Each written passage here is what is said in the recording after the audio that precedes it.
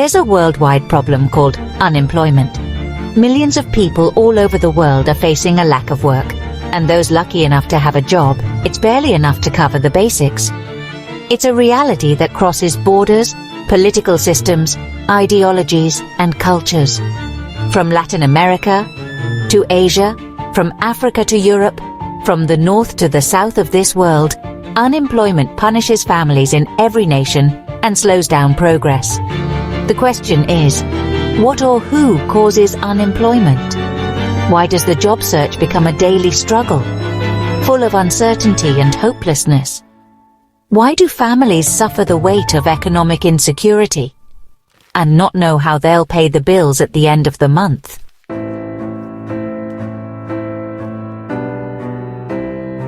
Because in this context of despair, of lack of opportunity, an even greater threat emerges: union dictatorship.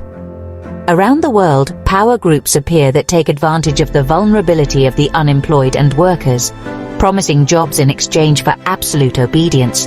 Thus, social dialogue is broken and replaced by imposition and fear. Workers' freedom is threatened, their voices silenced.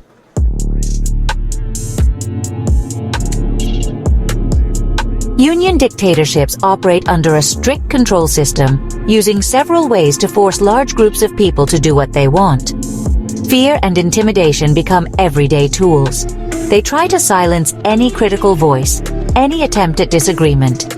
Huge fines, forced marches, veiled threats, public humiliation. These are all tactics used to keep workers in line. The goal is to break the individual spirit, the ability to think for yourself, to fight for your own rights.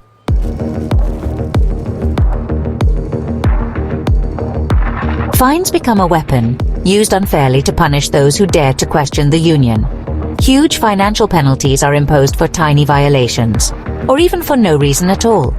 These fines, far from helping the worker, become a huge burden, pushing them deeper into poverty and despair. They trap the worker in a spiral of debt that seems impossible to escape.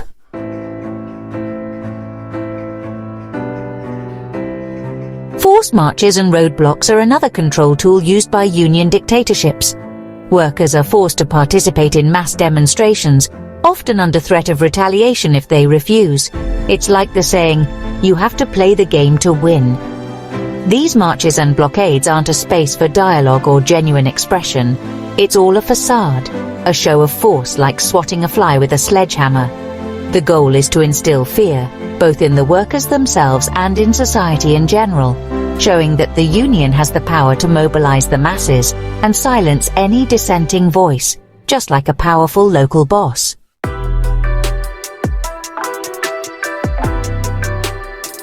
Faced with this discouraging situation, it's essential to remember that there is a way out.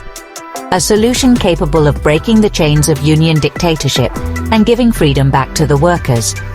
Employment. When people have the opportunity to work with dignity, to develop their potential, and to secure their future, the power of coercion fades away. Work is not just a way to earn money, it's a source of personal fulfillment, social integration, and building one's own life plan. Employment brings economic security, the chance to offer a better future for our families, and to actively participate in society.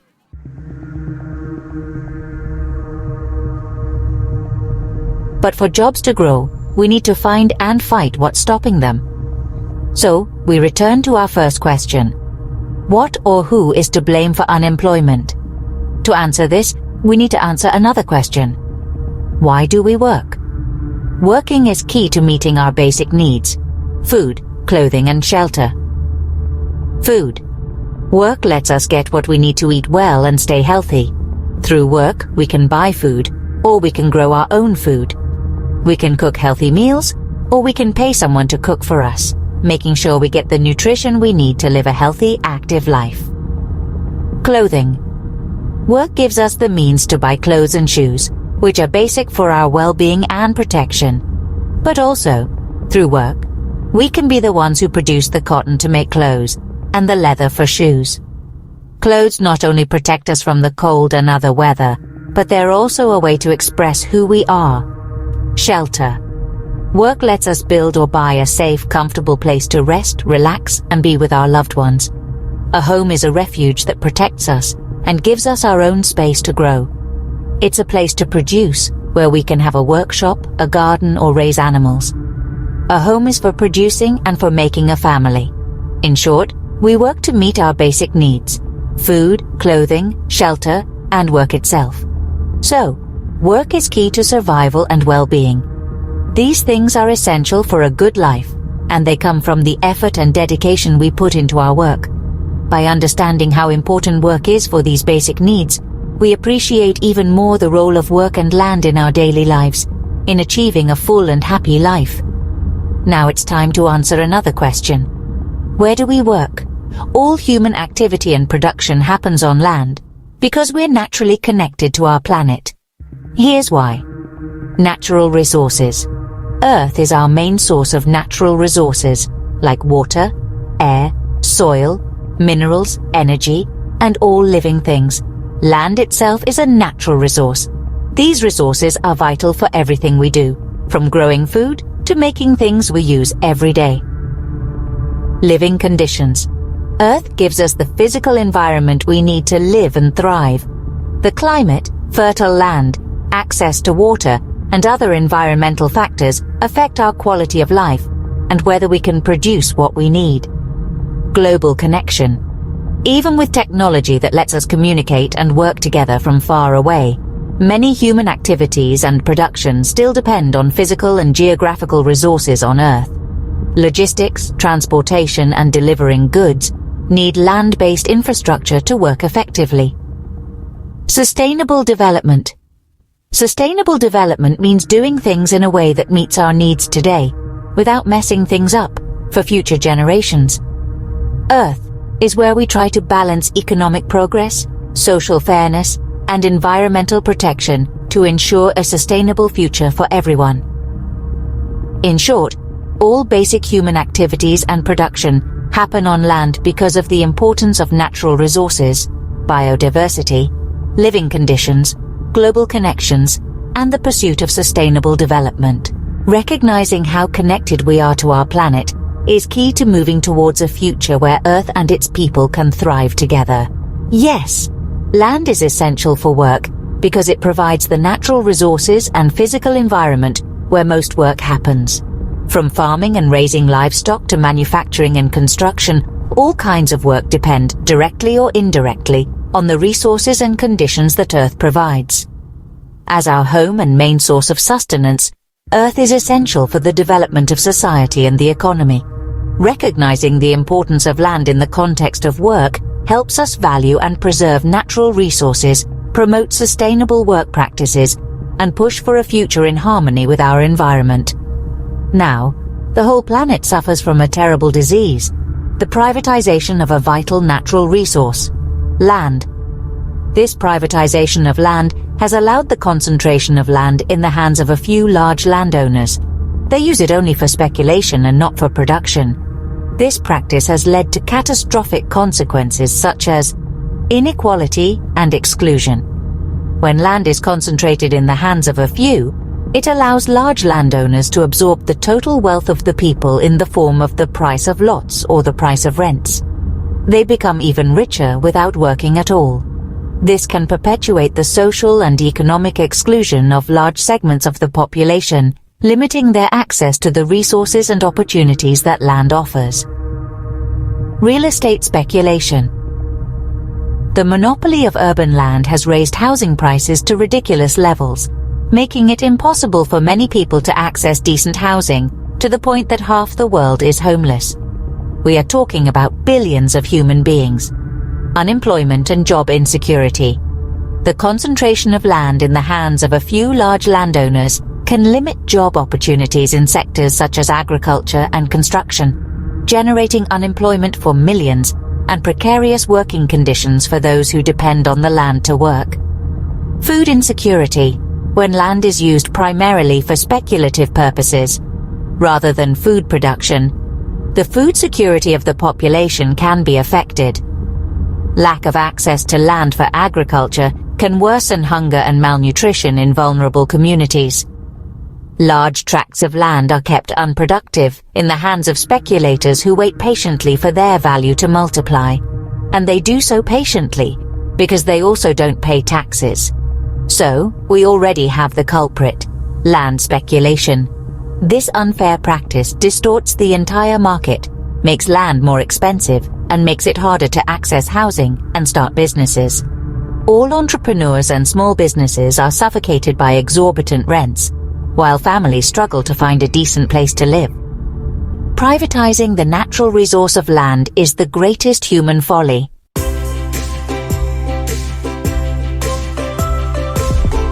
We already know what causes unemployment and the real source of economic crises in every nation.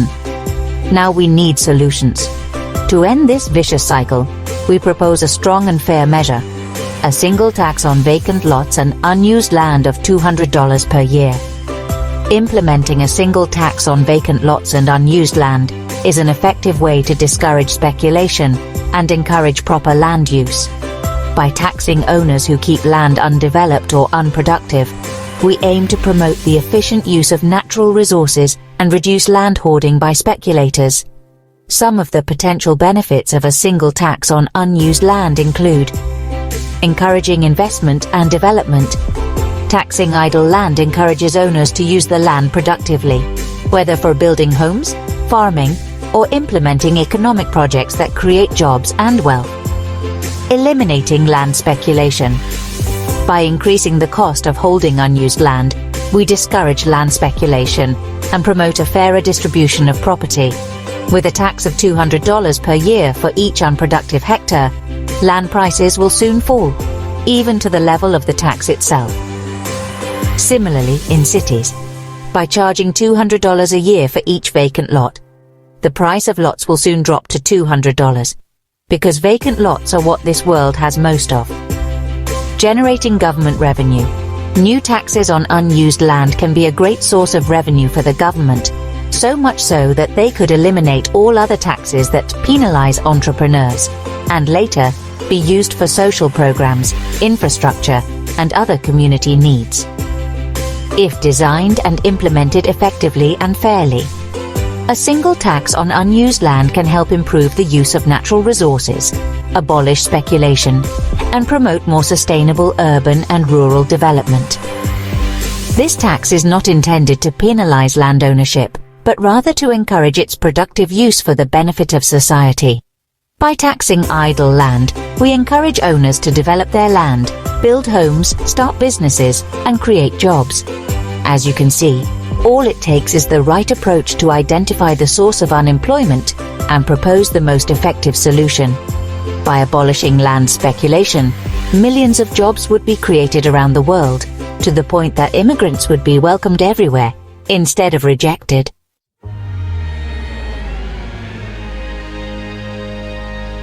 Imagine an empty lot, forgotten for years, vacant for generations, transforming into a thriving community garden. This space, which was once useless, is now a meeting place for neighbors, a green oasis in the middle of the city. This transformation, made possible by the tax on vacant lots and unused land, not only beautifies our cities, but also provides fresh and healthy food for the community.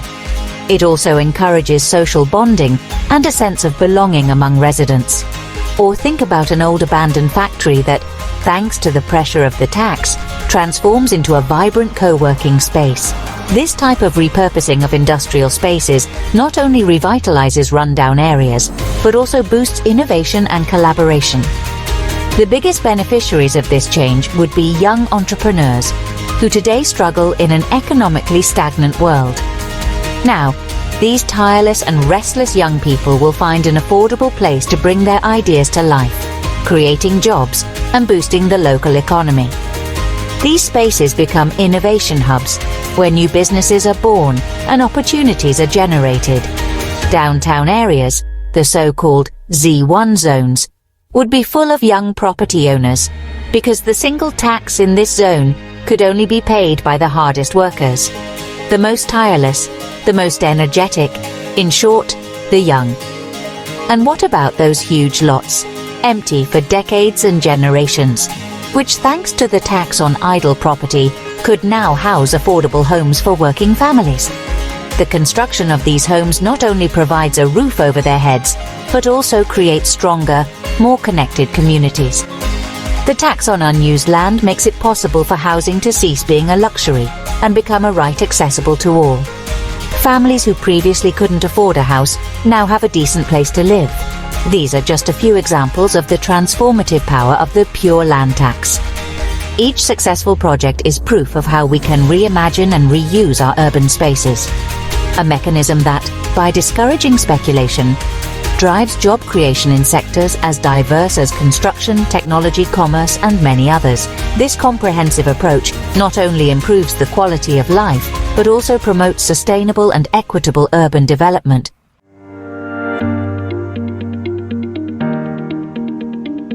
By eliminating real estate speculation and generating new resources to get rid of all taxes that punish people, we won't just create a fairer environment, but will also unleash our society's entrepreneurial potential. Imagine a future where entrepreneurs don't have to face the impossible hurdle of outrageous rents. A future where they can invest their resources in growing their businesses, in hiring more people, in generating wealth for everyone, along with eliminating all taxes that penalize business success, like income tax or sales tax, will create a virtuous cycle of growth never seen before. Businesses will thrive, create more jobs, salaries will increase, and the economy will strengthen. Imagine a country where opening a new business isn't a bureaucratic odyssey full of obstacles, but a quick and simple process that encourages innovation and entrepreneurship. This is the future we can build together.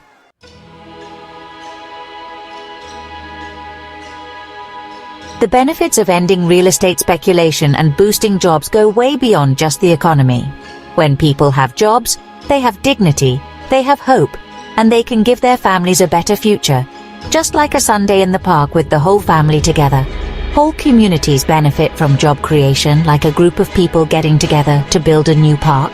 You know, crime goes down, infrastructure improves, public services expand, and the social fabric gets stronger. It's like a domino effect, but with good things. Shared prosperity becomes the foundation for a more just, more equal, and more supportive society. Like those pay-it-forward chains we see online, where everyone has the opportunity to develop their potential and contribute to the common good, like when we do a group project at school and everyone participates. The model we propose, based on social justice and the creation of real jobs, isn't just for Brazil, but can be replicated all over the world, like when we learn a new recipe and share it with friends, offering a real alternative to the global unemployment crisis and the oppression of union dictatorships, like when we swap that sugary soda for a natural juice.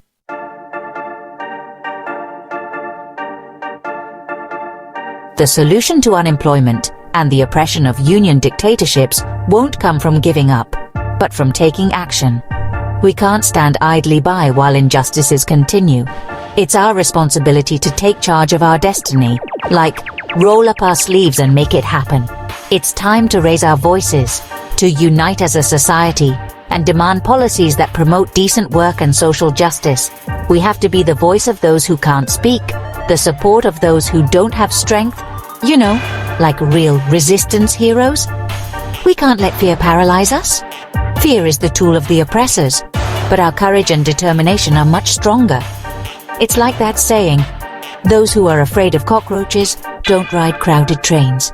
We have the power to decide our own future through civic participation, informed voting, and demanding transparency and accountability from our leaders. Every vote counts, every voice matters. It's like deciding what kind of pizza to order, but thinking about the whole country. Let's organize, participate in debates, and demand that our representatives implement policies that benefit the majority, not just the privileged few. There is strength in numbers, and together we can make a difference, like a community effort to clean up the beach. The fight against real estate speculation and for the creation of fair jobs are causes that unite us, that go beyond ideological differences. These are battles we have to fight together, shoulder to shoulder, like a soccer team. The future we want, a future where work is an engine of progress and well-being for all, is in our hands. It's not an impossible dream, but a goal we can achieve with effort and dedication. It's like building a house brick by brick. Let's plant the seeds of change today to harvest the fruits of a more just and prosperous society tomorrow. Every action counts. Every effort adds up. Together, we can build a better future for everyone, like planting a fruit tree that will bear fruit for everyone.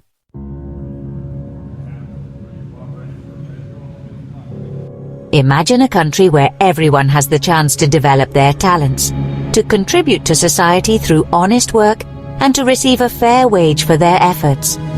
A place where work isn't just a chore, but a source of pride and satisfaction. This is the future we can build together, a future where collaboration and solidarity are the foundations of our economy. Like a barn raising, you know? It's time to leave behind the old ways that only created inequality and suffering. Just like a soap opera. We must learn from our mistakes and move towards a more inclusive model. Let's invest in an economic model that puts people first, that values each individual and their contribution, like a soccer team, everyone with their role. That promotes the creation of quality jobs, jobs that offer stability and opportunities for growth, like getting a promotion, you know? That values innovation and entrepreneurship. Because only through creativity and joint effort, like a samba circle, can we overcome the challenges of the present. It's not just about creating jobs, but about creating jobs that dignify, that respect human dignity, that allow people to feel valued and respected, that allow families to live peacefully without the constant worry about tomorrow, like a sunny Sunday, that drive human and social development, because a just society is one that invests in its people, like investing in a jaboticaba tree. It's about building a society where work is a source of personal fulfillment and collective progress, where every effort is recognized and rewarded. Let's unite in this call to action. Together we can make a difference. Let's demand from our government that they implement policies that fight real estate speculation and create the conditions for a more just and equitable future for all. A future where we all have the opportunity to prosper.